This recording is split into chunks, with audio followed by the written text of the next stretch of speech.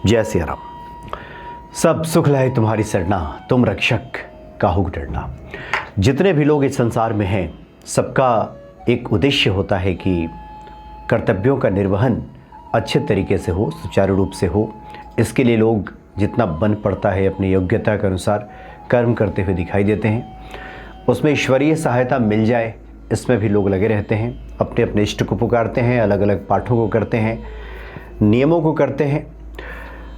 लेकिन दो चीज़ें स्पष्ट तौर पे देखने को मिलती हैं। एक तो ये होता है कि हमारे ही पुण्य कर्म कुछ इस तरह से जागृत हो जाते हैं कि सब परिस्थितियां हमारे अनुकूल होने लगती हैं। ये जो पूरी सृष्टि है हमें जब कुछ प्रदान करना चाहती है तो आप देखेंगे कि हर चीज़ को सेट कर देती है। वैसे ही लोग आपको मिलेंगे, वैसे ही अवसर प्राप्त हो जाएंगे और जो कुछ भी आपको इस संसार में चाहिए आपको लगेगा कि ईश्वरीय कृपा से कितनी आसानी से मिल गया, कितने करुण है ईश्वर, उन्होंने सब प्रदान कर दिया है। दूसरे प्रकार के वो लोग होते हैं जो पूजा पाठ करते हैं लेकिन उनके जीवन में बहुत सारी कठिनाइयाँ, बहुत सारी परेशानियाँ दिखाई देती हैं। कई बार होता है कि ईश्वर स्वयं ऐसा मार्ग प्रशस्त करते हैं, ऐसी परिस्थितियाँ बनाते हैं कि व्यक्ति उनका भक्त बन जाता है। और कई बार ये होता है कि ये भक्ति जगती भी नहीं है। तो इसको लेकर के बहुधा जब हमारी बातचीत होती है संत महात्माओं से तो हम ये प्रश्न अवश्य पूछते हैं। आप लोगों ने भी जो हनुमान भक्ति देखते हैं, आप लोगों ने इस पर गौर किया होगा कि हम पूछते हैं कि एक तो है कि सोई जाना हो जाए, देई जनाई जानत तुम्हारी हुई जाई। जिसको वो बताना चाहते हैं ईश्वर अपने बारे में, उनको जान जाता है। तो क्या यही सिर्फ सत्य है या सत्य ये भी है कि हम अपने प्रयासों से भी कुछ कर सकते हैं, जान सकते हैं, अपने अनुकूल परिस्थितियों का निर्माण कर सकते हैं? क्या ये हमारे हाथ में है? एक तो है कि जैसा कि हमने शुरू में कहा कि ईश्वर ही कृपा कर दें, ताकह कछु प्रभु अगम नहीं, जा पर तुम अनुकूल। जिस पे प्रभु राम अनुकूल हो जाते हैं उसके लिए कुछ भी मुश्किल नहीं, इस संसार में सब मिल जाता है। और दूसरी स्थिति ये आती है कि अगर हमारे पुण्य कर्म जागृत नहीं हुए हैं तो इस जीवन में तो हम कर्म के माध्यम से अपने भाग्य को भी बदल सकते हैं। ये बातें भी कही गई हैं। तो क्या कुछ हमारे हाथ में है? तो इसका उत्तर है कि बिल्कुल है। आज इन्हीं कुछ बिंदुओं पे हम बात करेंगे। वैसे तो 5-7 ऐसे बिंदु हैं जिस पे बात करना बहुत आवश्यक है, लेकिन इस वीडियो में प्रमुख तौर पे 2 बिंदुओं पे हम चर्चा करेंगे और ये बहुत ही महत्वपूर्ण भूमिका निभाते हैं।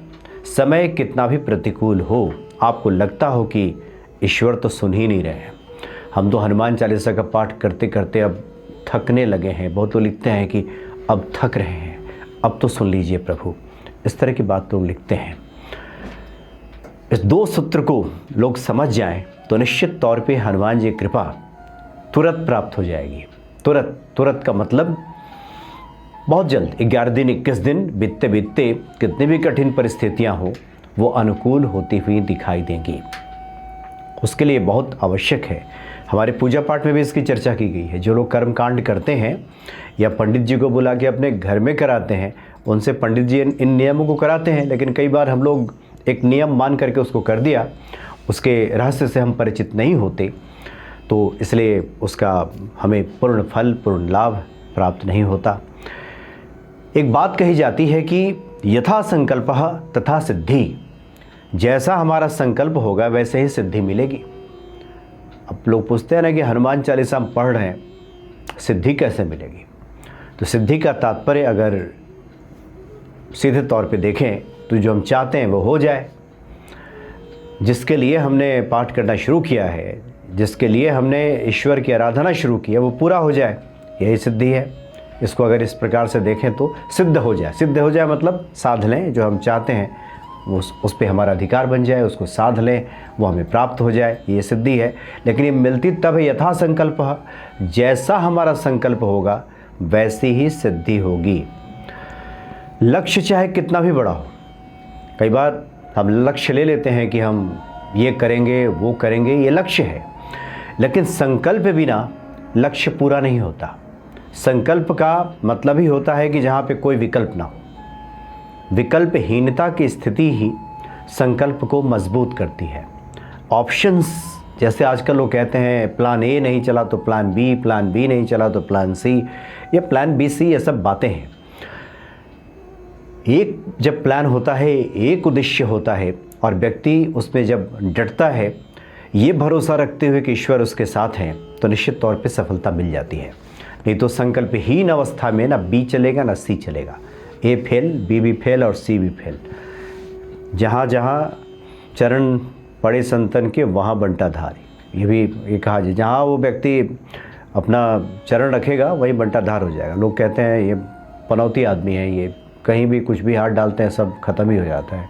और इनको देखिए, ये मिट्टी को छूते हैं सोना बन जाता है, तो ये कैसे संभव हो जाता है?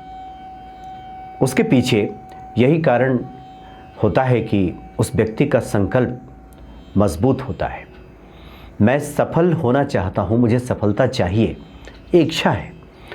लेकिन उस सफलता की प्राप्ति के लिए हम मेहनत में उतर जाएं, कर्म में उतर जाएं और विश्वास इस बात का रखें कि ईश्वर हमें वो प्रदान कर रहे हैं, यह संकल्प है।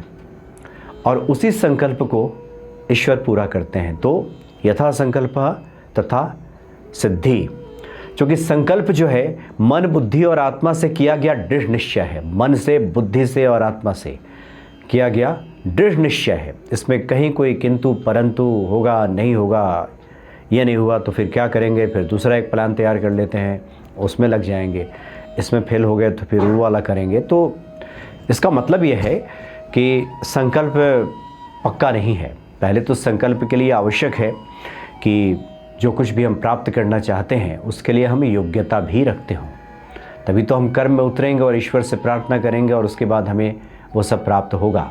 इसलिए पहले अपनी योग्यता को जांच कर कि हमारी क्षमता, अपनी योग्यता, उसके बाद इच्छा, और तब हम कर्म में और फिर ईश्वरीय सहायता चाहते हैं तो किसी पाठ में उतरते हैं, तो उसके बाद वो सब कुछ मिल जाता है। क्योंकि जिसका संकल्प पक्का होता है उसकी बातों में स्पष्टता होती है, वो बिल्कुल स्पष्ट बातें करता है, कहीं कोई कन्फ्यूज़न वाली बातें नहीं, संशय वाली बातें नहीं कि ऐसा वैसा ये होगा वो होगा। विश्वास उसका पक्का होता है और ईश्वरीय जुड़ाव हमेशा महसूस करता है।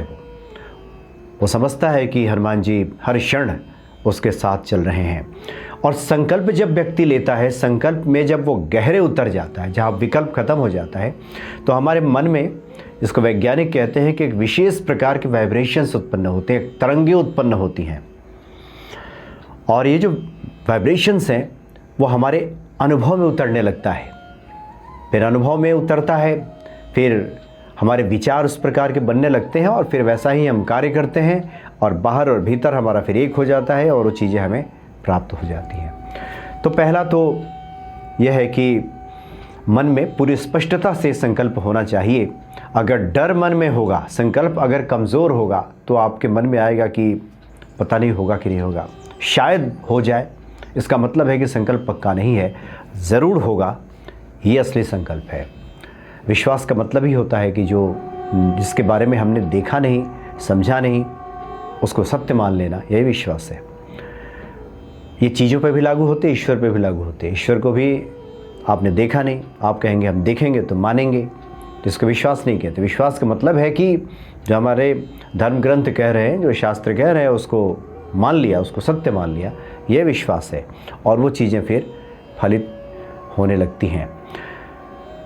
जो व्यक्ति संकल्पित होता है वो हमेशा उसको लगता है कि ईश्वर उसे आशीर्वाद प्रदान कर रहे हैं, हमेशा वो ईश्वर का कृपा पात्र खुद को महसूस करता है। ये जो संकल्प है हमारी चेतना को एक दिशा देता है।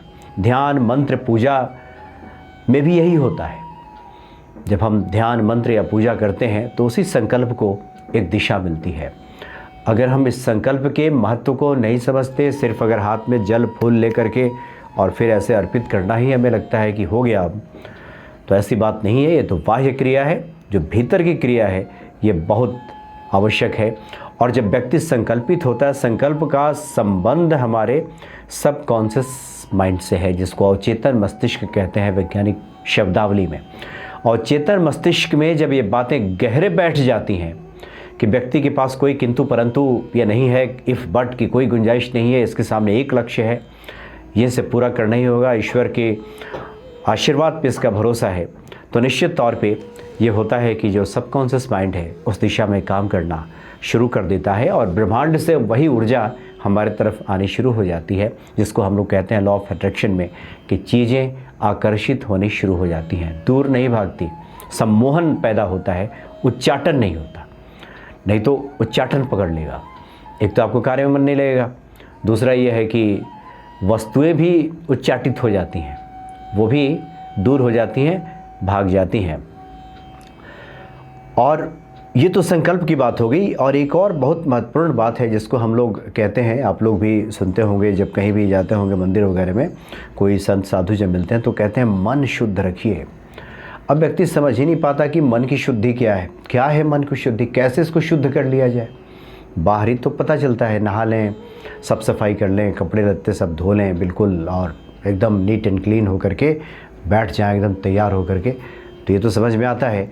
मन शुद्ध कर लीजिए, ये अक्सर हमने देखा है कि ये समझ में लोगों को नहीं आता, जबकि हमारे ही धर्म ग्रंथों में कहा गया है कि मन शुद्धे सर्व सिद्धि। जब मन शुद्ध होता है तो सब सिद्ध हो जाता है, सब सिद्धि मिल जाती है। मन शुद्ध, सब सिद्धि हमारे पास चल करके आ जाती है, ये बिल्कुल स्पष्ट है। अब मन की शुद्धि का तात्पर्य क्या है, अगर इसको सीधे अर्थ में समझें, कह तो दिया जाता है कि मन शुद्ध रखिए, शुद्ध रखिए, शुद्ध रखिए। जिस मन में नकारात्मक विचार नहीं उठते, नकारात्मक भावनाओं से जो लोग ग्रसित नहीं होते, जिनके मन में नकार भाव नहीं होता, जो बेवजह भ्रम, डर और अशांति से मुक्त होते हैं, शांत, स्वच्छ और सकारात्मक बने रहते हैं, उन्हीं का मन शुद्ध होता है। और यही मन की शुद्धि है। ये तो कैसे मन की शुद्धि होगी? मन की शुद्धि का मतलब क्या है? मन की शुद्धि का एक ही मतलब है कि उस मन में नकारात्मक विचारों के लिए कोई जगह न, साफ हो गया, नकारात्मक विचार गायब हो गए, डर गायब, भ्रम की स्थिति नहीं है, अविश्वास खत्म हो गया, और उसकी जगह पे स्वच्छता, निर्मलता, विश्वास, सकारात्मकता ये जब आने लगती है तो हम कहते हैं कि शुद्ध अंतःकरण से, शुद्ध मन से जो ईश्वर की आराधना करता है उसको सब मिल जाता है। मन की शुद्धि की अक्सर बातें की जाती हैं, लेकिन बहुधा सुनने में नहीं आता कि कैसे शुद्ध कर लें, क्या शुद्ध कर लें मन इसमें। तो लोग कहते हैं कि दूसरे के प्रति थोड़ा बैर भाव मत रखिए, तो व्यक्ति समझ नहीं पाता कि इससे क्या होगा, क्या कुछ होगा। उसे लगता है कि वैर भाव नहीं रखेंगे तो जिसके बारे में कहा जा रहा है उसका भला होगा, उससे दुश्मनी नहीं रखेंगे तो उसको दिक्कत नहीं होगी। अपने बारे में व्यक्ति नहीं सोचता, लेकिन सत्य यह है कि मन शुद्धि सर्व सिद्धि ही। इसका मतलब यही हुआ कि मन से तमाम वो हानिकारक विचार जो हमारी सफलता में बाधक हैं, उनको अगर हटा दिया जाए तो मन शुद्ध हो गया। तो संकल्प पक्का हो जाए, मन शुद्ध हो जाए, तो निश्चित तौर पे आप हनुमान चालीसा का पाठ कीजिए।